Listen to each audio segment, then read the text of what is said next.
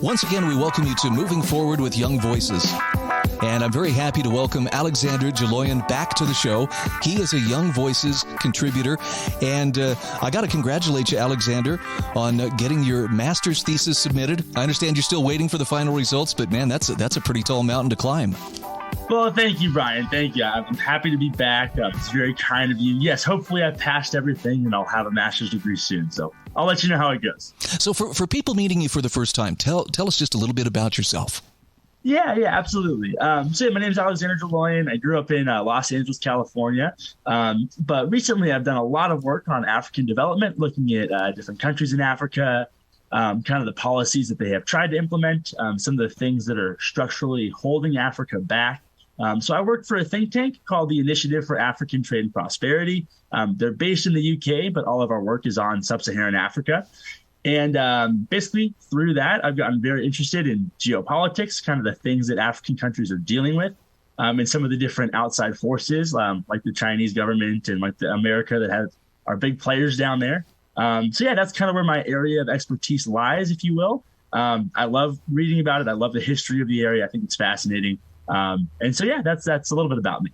Okay. I have to admit, I kind of have myopia sometimes. I'm really focused on the stuff that's happening in America, and I don't often think outside the box, but I'm looking at an article you wrote for International Policy Digest about China's activity and their efforts in Africa.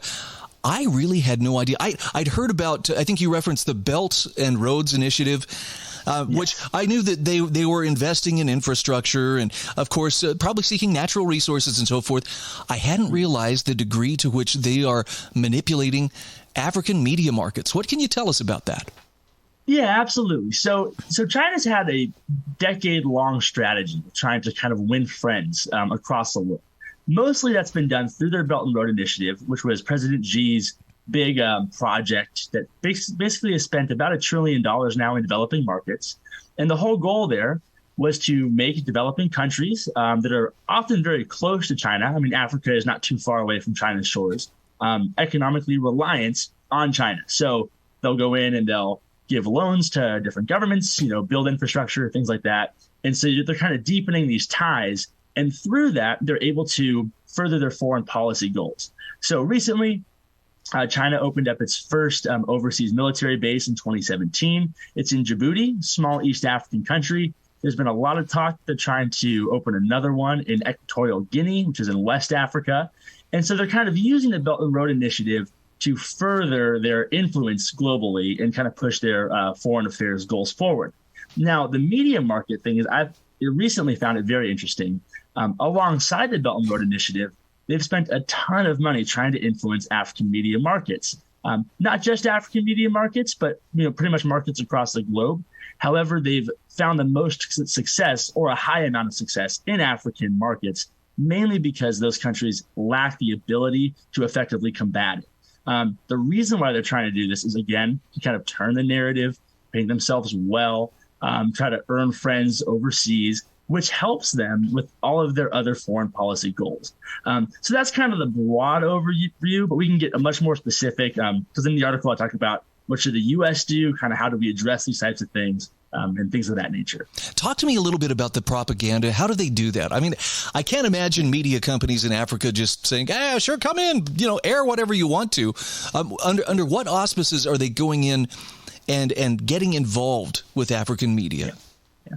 Well, Brian, that's a great question. That's one of the really difficult things about trying to study this is it happens in so many diverse ways that's very hard to track. So one way that it could happen is just through flat out trying to intimidate African journalists to suppress stories that are not favorable to the Chinese.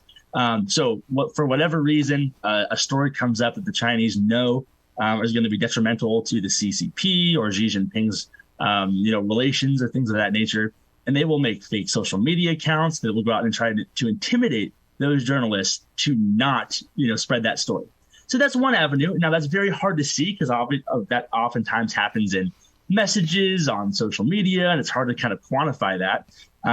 But the total opposite end of that is where they will actually go into a country and set up a media outlet that has ties to the Chinese Communist Party and they will begin broadcasting in local languages. So that's been seen in Kenya, in Tanzania, in Nigeria.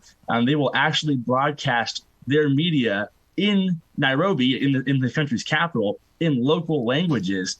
And it becomes very difficult to kind of oversee what kind of propaganda they're trying to put out there. So this often takes very many different forms. And that's why I was so happy that Freedom House came out with the most comprehensive report that has tried to document just how much of this has been able to influence different countries. So what are some of the ways that the U.S. could or should get involved in countering that? Yes. So this is very important. And I think it comes from a idea that you have to, as the U.S., value Africa as a global strategic partner, not just economically, but also in terms of democratic performance. I mean, we all want to see Africa thrive. And I'm a big believer that part of thriving is an ability to, have democratic control over government and be able to have free elections and things of that nature.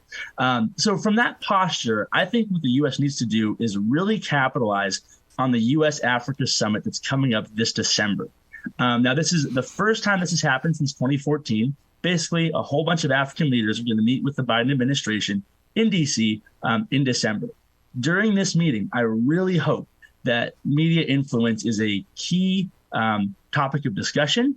And what I think the U.S. needs to do is urge African governments to make sure that any media outlets with state-owned or with foreign ties have to adhere to strict transparency requirements so that we can see where the funding is going, what kind of social media accounts they have, who the CCP officials are that have some influence in those organizations in order to kind of oversee whether or not there's some nefarious practices going on here. And in addition to that, I think the U.S. also needs to strongly encourage African governments to set up independent committees within the government to watch out for this type of media influence. It's difficult to do because the U.S. cannot force any of these countries to do these things. But oftentimes these are very bad for our diplomatic partners in the region, and they should want to do so. And perhaps we can help in some ways offering our expertise in America. But I think really it's more of us trying to encourage African governments to see the nefarious influence of this and then take action on their own. Okay, I don't want to sound cynical, but I have to ask, does the U.S. government play by these same rules in terms of how, it exerts media influence in other places around the world? Well, that is a difficult question. I would say that, of course, every country has an incentive to keep their perception good globally. So I'm sure the Biden administration wants to be looked at well in Europe and in Africa and things of that nature. I would certainly say that I think it's a different level where I would be very surprised if a report came out showing that, the American government was funding social media accounts that were trying to blackmail, African journalists to not put stories out.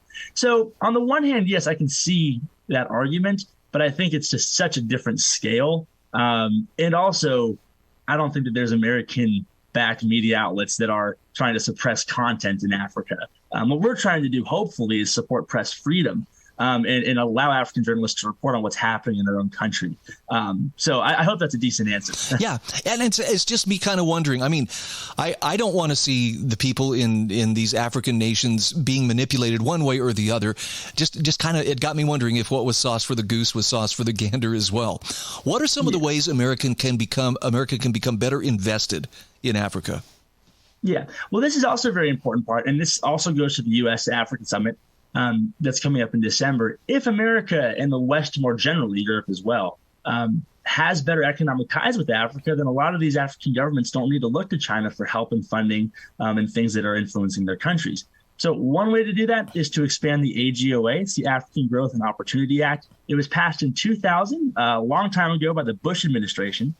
And this is a big topic of discussion because basically it has tried to develop increased trade ties with Africa by giving them preferential access to the U.S. market. I think that needs to be expanded drastically. If that happens, Africa will be able to deepen ties with the U.S. And through that, there will also be lots of cultural exchange and hopefully some of the values that we take for granted here that have less of a history there, like press freedom and things of that nature, will be able to kind of take root and then push back against China's influence. Okay, we got less than a minute left, but I have to ask this. The engagement of these outside nations, is it both a help and a hindrance to these African nations? Clearly, if China wants to take advantage, do they want everything for themselves? Is it good to have some competition in that arena? Yeah. It is good to have some competition in that arena. I think it gives African countries some ability to choose between strategic partners. But in my personal opinion, I do think the CCP's influence is especially nefarious. I think they're an authoritarian government that has interest in spreading authoritarianism abroad. And so I see that as we're on the moral high ground. And I do think that Africa's path forward would be much stronger and better for their people if they were to take the freedom-loving route that we kind of are privy to over here. Okay, again, we are visiting with Alexander Jelloian. He is a Young Voices contributor. Where can people find you on social media? Yeah, please go over to Twitter. It's at @Jelloian, JELLOIAN. Also, you can follow the Initiative for African Trade and Prosperity on Twitter. We do a lot of good work over there. I think you guys would enjoy it.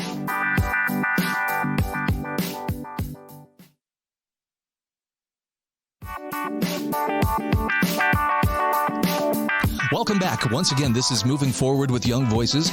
Happy to welcome Travis Nix back to the show. Travis, we've had you on here before, but I'm sure some folks are meeting you for the first time. In addition to being a Young Voices contributor, what are some of the other hats that you are currently wearing? Yeah, so thanks so much for having me, Brian. Always happy to be on.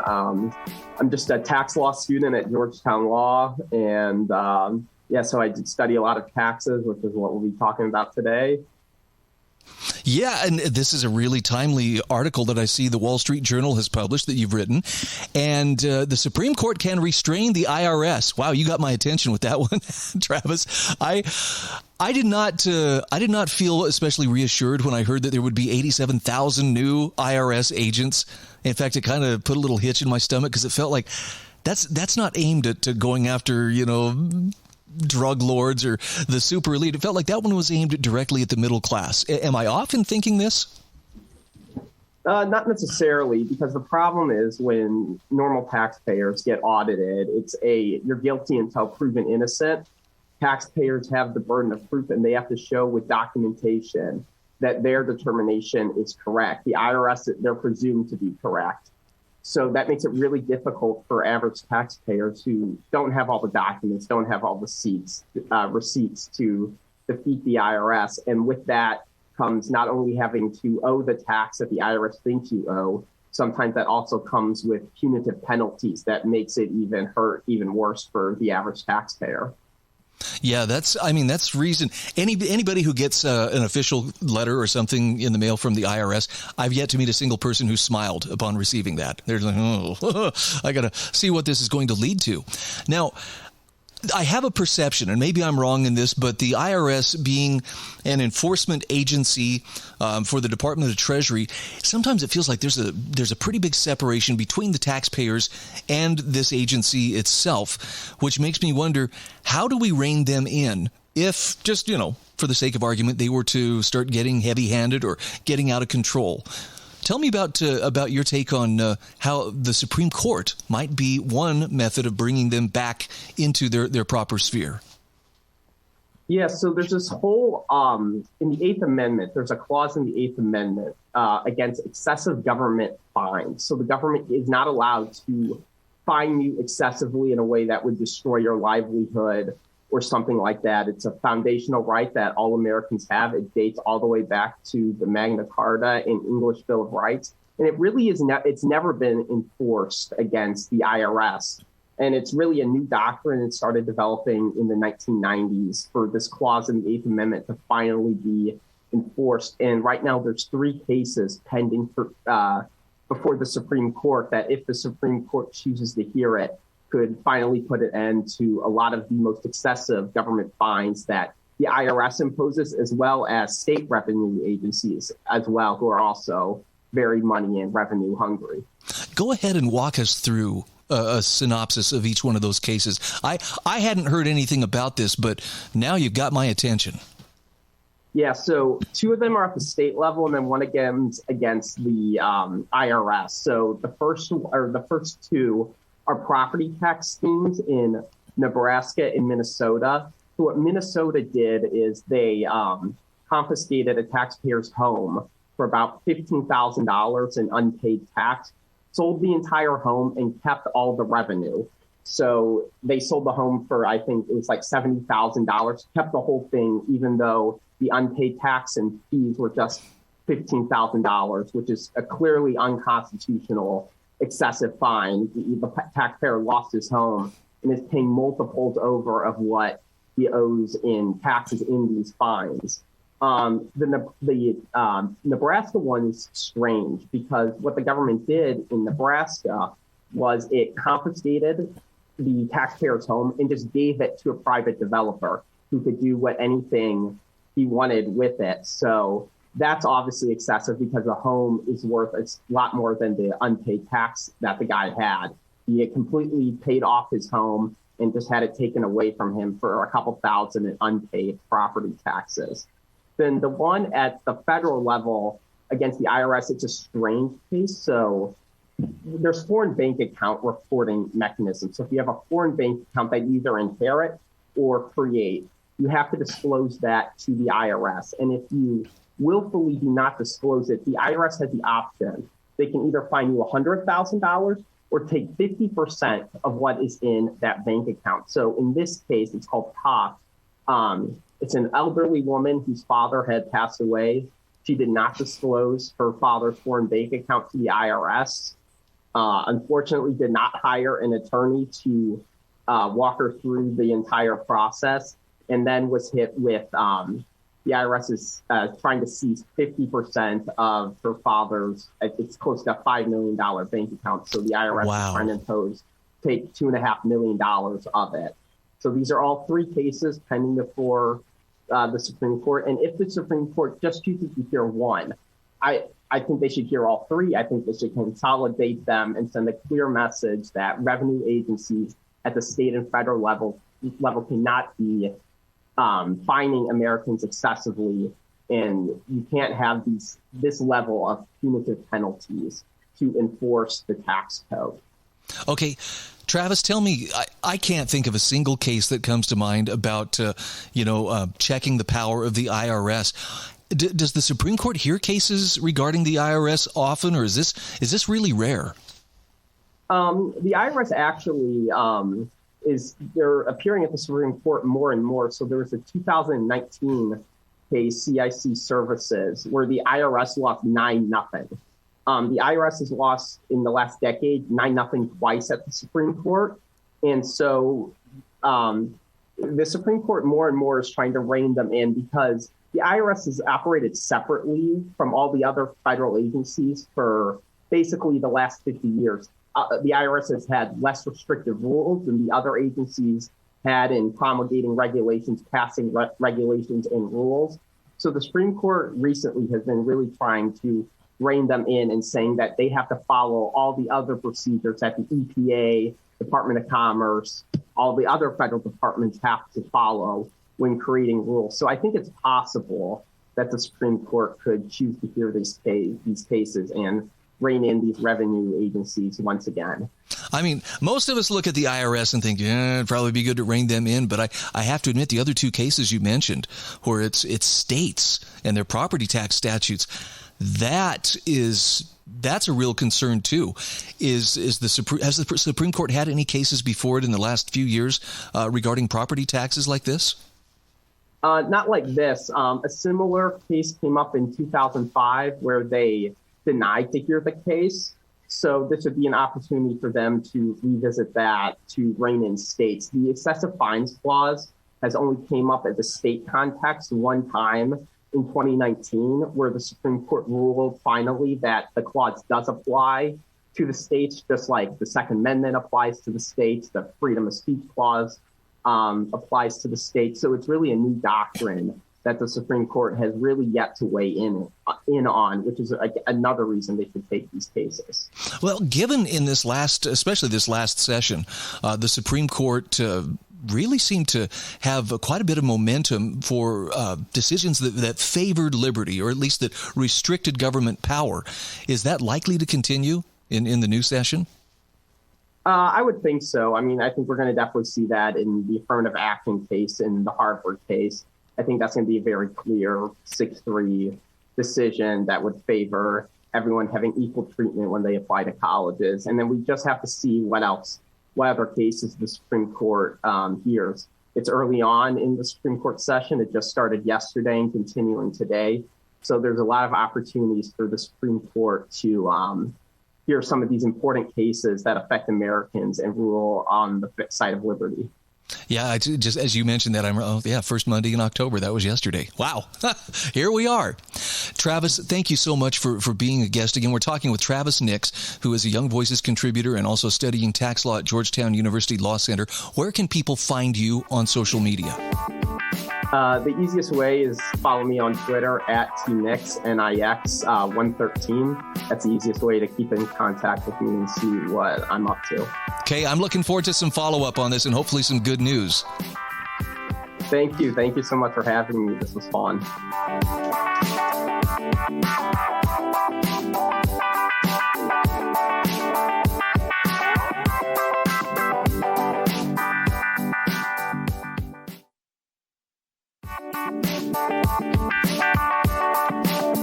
And we are back. This is Moving Forward with Young Voices.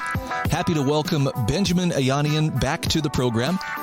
Ben, you are a Young Voices contributor, and you have a few other things that you like to do when you have a spare moment. Tell us just a little bit about yourself. Well, me, generally speaking, I love to hang out with friends and family and watch football in the fall time. But I'm also a fellow at the Mercatus Center, which is a free market think tank at George Mason. I also intern at a venture capital fund right now. I just graduated recently, so that's kind of what I've been up to lately. Nice. Well, congratulations on your graduation. And I'm looking at an article that you wrote for Inside Sources about it's time to take third parties seriously. And I got to tell you, I have some serious fatigue with the duopoly, Republican, Democrat. It seems like no matter who's in power, we never really seem to get back to smaller government, more responsive government, less of a footprint on our paycheck and so forth. Talk to me about what set this column in motion. Yeah, so there was an interview on CNN between Jim Acosta and Andrew Yang, who actually just started a new party called the Forward Party. And my column had nothing to do with advocating for the Forward Party itself. In fact, their presumed policy platform, it's not out yet, but based on their ideas so far, talking about wanting to hold the positions of the majority, the common sense majority is what they call it.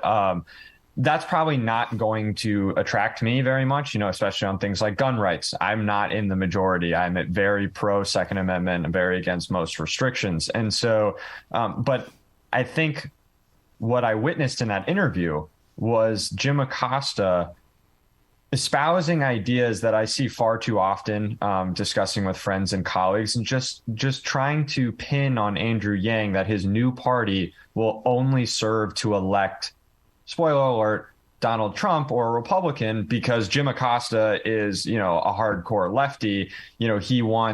He's only worried about a Republican possibly benefiting from a third party candidate. And so once I saw that, I was like, okay, this thought process is really prevalent out there right now, and it inspired me to write this piece. And I hear the same kind of complaints or claims from the right side of the aisle, where, well, if you vote for a third party, you're only just paving the way for Hillary to get in or whatever. Let's talk a little bit about third parties. And I know they kind of are a hiss and a byword. Oh, well, they're just there to spoil it. But are there any viable third parties that could challenge the essentially uniparty that we currently have? Yeah, so it depends on, I guess, what you're looking for out of a third party. And the parties that are out there right now, I don't think that they are in a position to contend for elections, anytime in the immediate future. I'm more attracted to the ideals of the Libertarian Party. Their messaging, though, has certainly changed recently. Their Twitter, if you guys follow the Libertarian Party on Twitter, you know that their messaging has changed a lot. And so we'll see how well that's digested. But the Forward Party seems more like a like a market good. It's like trying to find a gap in the market.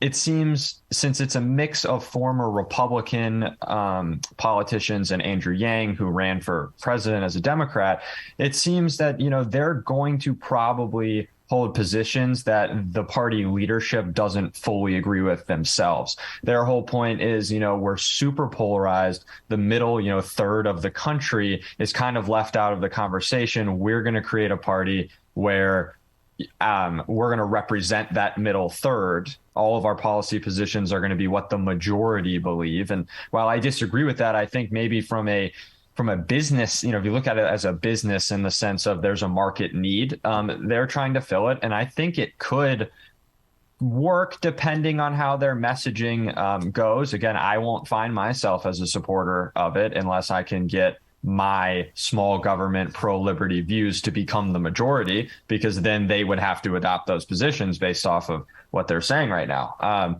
But so it really comes down, in my opinion, to just giving third parties a real chance and actually listening to what they have to say. You don't have to vote for any of them, but the more we disregard them and view them as only means to destroy the other party's chances in election, I think the worse off we're all going to be, because the two sides, the Democrats and Republicans right now, they don't have to speak to all of us. They only have to speak to really more extreme individuals so that they can drive out their vote, because they can assume everyone who leans their direction will vote for them anyway, because the only other option is repulsive to them. And I don't know if the Democrats do this so much. I'm very familiar with this in the Republican Party, though. There's a lot of talk every election. Well, sometimes you got to hold your nose and just vote for, whoever has the chance of winning. And it would be really nice to have an alternative to holding one's nose before they vote, whether it's on the left or on the right. Is there common ground where those two sides can come together without it just becoming a, cage match?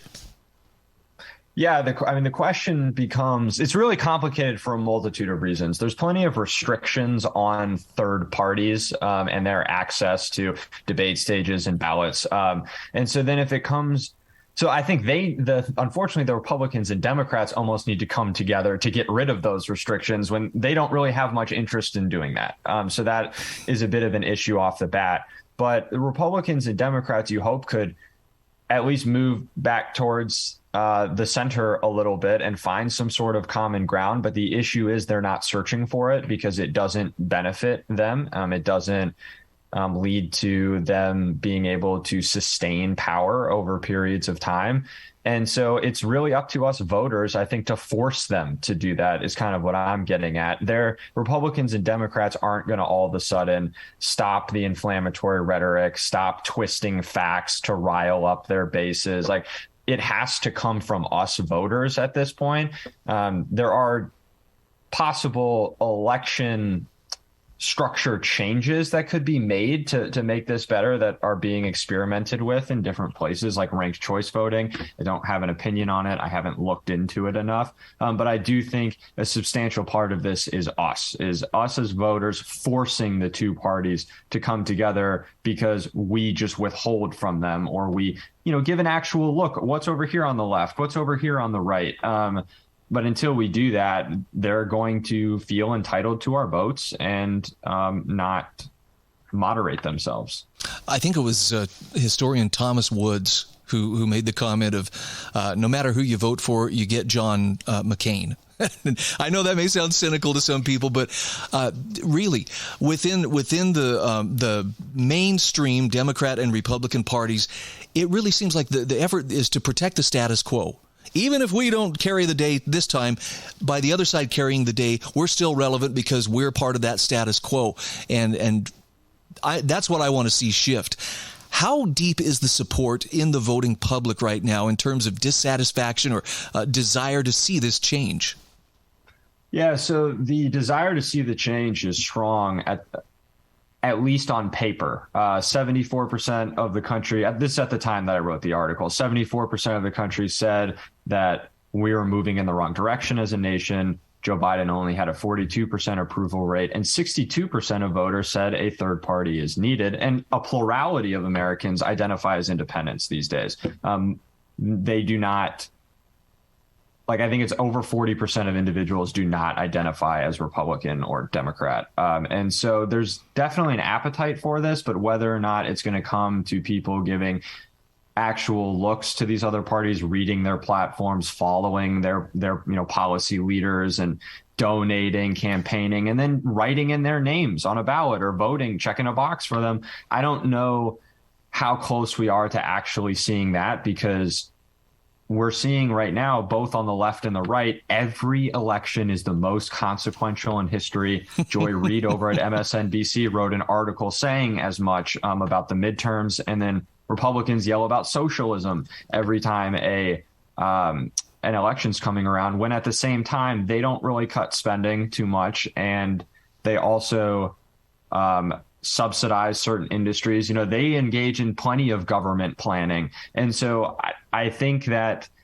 we need to really tune them out when they say, oh, this is the most consequential election ever, because they say that every time. And 4 years later, we wake up, we're unhappy, but we're still alive. And so I think that it's time to try and find something we actually support. Ben, we got about 30 seconds here. Is it going to have to start at the lower local and state races rather than higher up the electoral food chain? I think that is definitely true. You're going to be able to find individuals that can come together and vote for third parties more readily at local election levels. And so I think that's where it's going to have to start. And it starts with us to changing our mindset. Okay. Well, you've convinced me. Wherever that bandwagon is, I am ready to hop aboard. Again, we're talking with Benjamin Ayanian. He is a Young Voices contributor. Where can people find you on social media? Follow me at Twitter, on Twitter rather, at Benjamin Ayanian. That's the best place to follow me. Thank you so much. Thank you.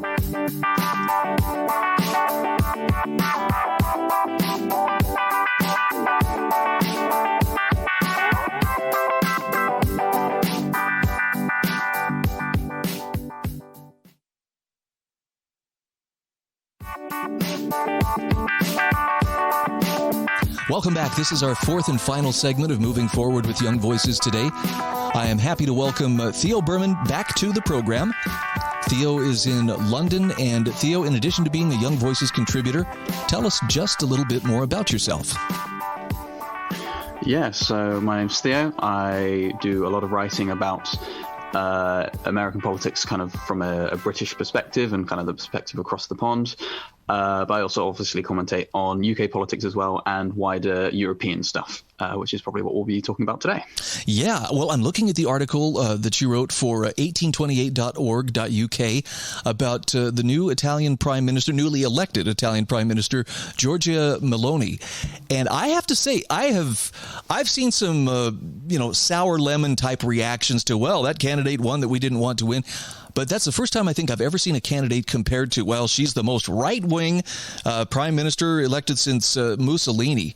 That tells me she must pose a little bit of a shake-up threat to the powers that be. What's the story behind her election, and what kind of a signal does it send as far as where people's politics are leaning these days? Well, I'd say the overarching narrative of her election is definitely one of kind of rejecting the status quo. Italy's been, politically, quite an unstable position for a while now, and Giorgia Meloni represents one of the first kind of coherent takes that the Italian people have had for a bit. But she's all about the rejection of the European project and also taking control of Italy's borders, particularly on stuff like immigration. That's kind of one of the big key parts. And she's managed to construct a coalition of about half of the vote with several other or two other parties on the right, which, again, creates a very cohesive rejection of what the European Union has been trying to push for recently. And it definitely echoes back to rising Euroscepticism over the last couple of years. But I guess the most obvious example for me to say is the Brexit referendum. Mm-hmm. Actually, Theo, I have to compliment you for introducing me to the term Euroscepticism. I had not heard that before, but for someone hearing it for the first time, can you flesh that out just a little bit for us? What does it mean when we say that someone is a Eurosceptic? Yeah, so Euroscepticism is in this day and age is basically a rejection of the European Union and what it stands for. There is what we refer to as the European project, which is this idea that in the post-war consensus and in a modern world, we want to be economically and culturally very close with all of the nations in Europe. And that was quite a strong coalition for a very, very long time. However, obviously, it's kind of cropped up everywhere in the kind of grassroots. But for me, the clearest example has been the Conservative Party in Britain, which has been debating whether or not that we should be a member of the European Union for decades now. It's been a real turning point, and in 2016 that culminated with the Brexit referendum when the UK decided to leave the EU, which has represented a bit of a calling cry, I think, a rallying shout for other nations who were considering, dipping their toes into Euroscepticism, but didn't really have a blueprint to follow. And now there is something like that, which is why I think Italy has lean towards it. So in a nutshell, it is being skeptical, being trying to reject what the European Union stands for. I thought it was very interesting too that an official from the European Union issued kind of a threat, or a warning anyway, to don't you dare elect a government that isn't compatible with what we in the EU would like. What's the story behind it? Has that happened before? Have they exerted that kind of influence? Yeah, it's the EU has a bad habit of kind of overstepping the mark in terms of how they interact with individual member states. And the current leader of the European Union, van der Leyen, has only been in the position for, I think, 1 or 2 years. So she is fairly new to it, considering how long some other of the main kind of European leaders have been. But it's still kind of a pattern that you see where the EU will take a very ham-fisted approach to how the individual countries will settle their own internal politics. The same thing happened with the Brexit referendum again. We saw quite a few prominent members of the European Parliament saying, there will be prices to pay if Britain decides to leave. And I think that's wrong for several reasons. Just purely from a strategic point of view, people don't really like being told what to do, especially by someone who, is a representative of a country that isn't theirs. And that can, lead to a lot of spite-based politics, which is obviously, I think, a really bad thing. So the EU doesn't really make life easy for itself when it makes these kinds of interventions. Well, and this election in Italy isn't exactly a one-off in terms of countries choosing to go a different direction. For instance, Hungary and Poland apparently have done that. I knew about Viktor Orban in Hungary. I wasn't aware about Poland. What was the story there? So the story in Poland there's a really interesting one. I think, just let me get this up.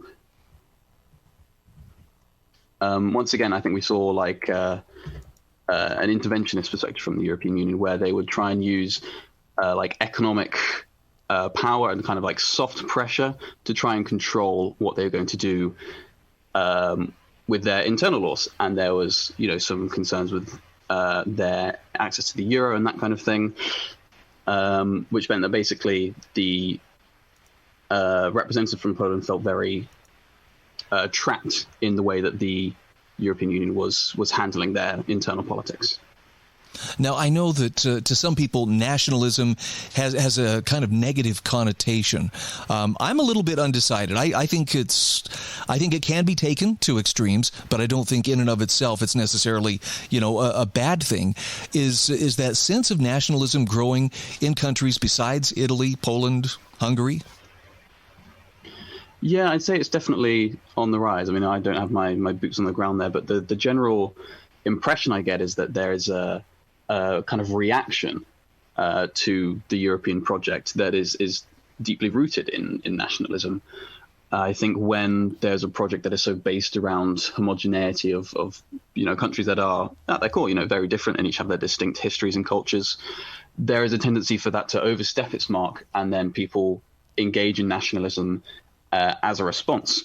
I think you could also maybe tie this to what's going on in Russia at the moment. Ukrainians have responded to the Russian invasion and the kind of troubles with their identity by engaging in quite prominent nationalism, and that has aided their war effort, but it's also led to several problems internally. So there's definitely a line to be drawn, but ultimately I think it is a response to the prevailing narrative over the past few decades, which is why it's on the rise currently. Many years ago, when I was studying political science, I remember hearing a term called, I think it was the revolutionary gap. And that was when people's expectations versus what they actually are experiencing grow too wide. And that's when things tend to get dicey and change. Sometimes revolutionary change comes. Looking at some of the difficulties that Europe is facing right now in the broadest sense, energy-wise and in terms of the cost of energy, is it likely that we are going to see more countries starting to take a little more nationalistic feel and a little more of a defiant attitude toward Brussels? It's difficult to say. Obviously, the core of France, Germany, they're always going to stay there. The EU is a big part of that, and especially for trade, it's one of the largest and most successful economic blocks in the world, and a lot of countries want in on that. And there's the price of entry, as it were, which is to clamp down on the nationalism slightly. But I think while there is still a war going on in Europe, and as long as these politicians continue to get electoral successes, we are going to see a bit more nationalism in Europe. And if Italy, manages to hold it together for a bit longer than they have previously, then it's going to be a pretty good rallying shout for any other nationalists across the EU. Well, I like the way that you lay out the way that things have shaken out here in this latest election, but I also like that you have the wisdom to say we have to wait and see. Nothing is set in stone at this point, is it? No, absolutely not. And there's so many elections on the horizon, and things seem to be going a bit chaotic in here in Britain as we speak. So there's definitely all to play for. And who can say? We'll definitely have to wait and see. Okay, we've got about 30 seconds left here. Are there any other European nations that we should be keeping an eye on who have similar elections coming up that could be transformative?